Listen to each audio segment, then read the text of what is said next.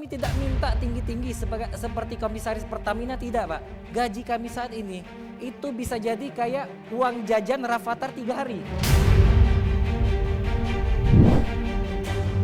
Lagi ramai soal aksi cuti massal hakim yang menuntut soal kesejahteraan. Bahkan mereka mengklaim gajinya bisa jadi sama dengan uang jajan 3 hari Rafathar anak artis Raffi Ahmad. Kita lihat sebesar apa gaji hakim di Indonesia. Kami tidak minta tinggi-tinggi seperti komisaris Pertamina, tidak Pak. Seperti direktur utama Mandiri, nggak minta Pak. Untuk sejahtera kami, kelayakan hidup. Gaji kami saat ini itu bisa jadi kayak uang jajan Rafathar 3 hari. Rafathar itu anak selebgram, anak artis Raffi Ahmad. Dan ini tidak sedikit yang dirasakan oleh rekan-rekan hakim.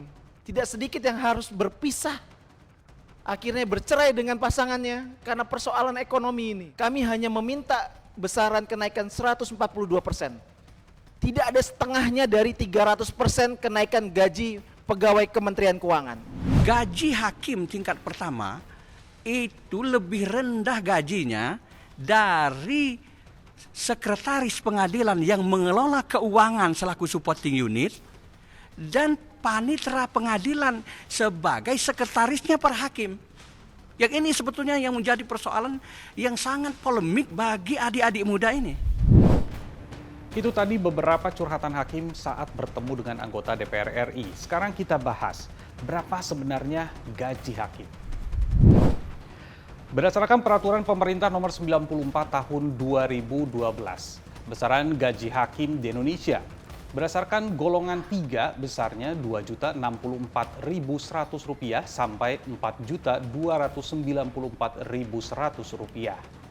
Beda lagi dengan golongan 4. Besarannya Rp2.436.100 sampai Rp4.978.000. Besarannya tergantung masa kerja dari 0 sampai 32 tahun. Terdengar kecil, tapi itu bukan semuanya. Para hakim juga menerima tunjangan. Ketua Hakim Pengadilan Kelas 1 ataupun 2 besaran tunjangannya Rp17.500.000 sampai Rp27 juta. Wakil Ketua Hakim tunjangannya Rp15.900.000 sampai Rp24.500.000. Nah, kalau hakim utama besarannya antara Rp14.600.000 sampai Rp24 juta. 12 tahun tidak berubah, itulah yang membuat mereka menggelar aksi cuti massal ini. Memang sih berbeda dibandingkan dengan PNS yang selalu mengalami kenaikan hampir setiap tahun.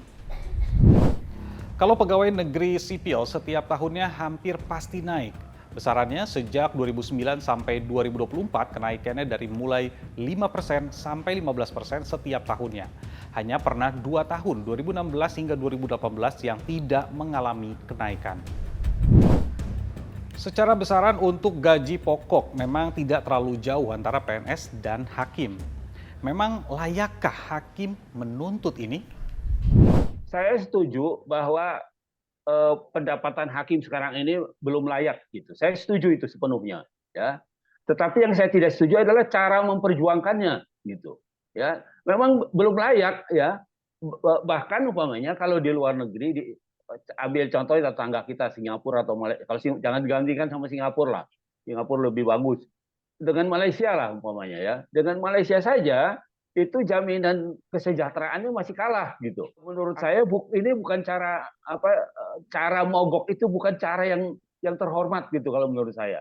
Dikaitkan dengan kedudukannya sebagai yang mulia, dikaitkan dengan kedudukannya sebagai pihak yang setiap hari atau setiap saat ketika melakukan tugasnya mengatasnamakan Tuhan, ya, keadilan berdasarkan ketuhanan yang Maha Esa. Nah, karena itu menurut saya seharusnya lebih banyak diplomasi, ya, yang harusnya dipakai, harusnya digunakan gitu untuk menekan pemerintah. Pemerintah merespon keinginan hakim. Saat ini besaran kenaikan sedang dalam kajian. Semuanya masih dalam kajian dan perhitungan di Menpan, Menteri Hukum dan HAM, dan juga Kementerian Keuangan. Semuanya baru dihitung dan dikalkulasi.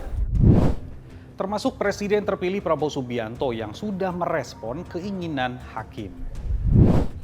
Supaya negara kita bisa hilangkan korupsi, para hakim yang tidak boleh bisa disogok, para hakim yang tidak bisa dibeli, para hakim harus terhormat, para hakim harus mendapat perhatian dari negara, penghasilan yang memadai, sehingga dia punya harga diri yang sangat tinggi, dan dia tidak perlu untuk cari tambahan. Itulah tekad saya, itu keyakinan saya.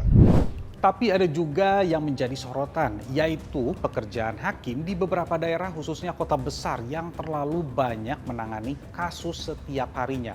Bahkan bisa dibilang sudah overload.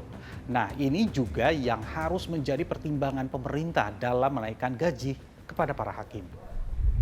Berapa kasus per bulan ditangani oleh seorang hakim? Nah, itu bisa menjadi pertimbangan untuk memberikan kompensasi yang lebih besar umpamanya daripada hakim yang tidak menangani kasus umpamanya seperti itu. Gitu. Jadi ini baru ada keadilan. Jadi tidak disamaratakan umpamanya semua hakim yang termasuk yang di daerah yang tidak menangani kasus sekalipun umpamanya yang atau sebulan hanya satu kasus umpamanya disamakan. Nah, itu kan jadi tidak adil kalau menurut saya. Yang terpenting jangan lupa sebagai wakil Tuhan, Palu hakim harus tetap jujur dan adil dalam menentukan perkara. Saya Nabila Biasa. Sampai jumpa.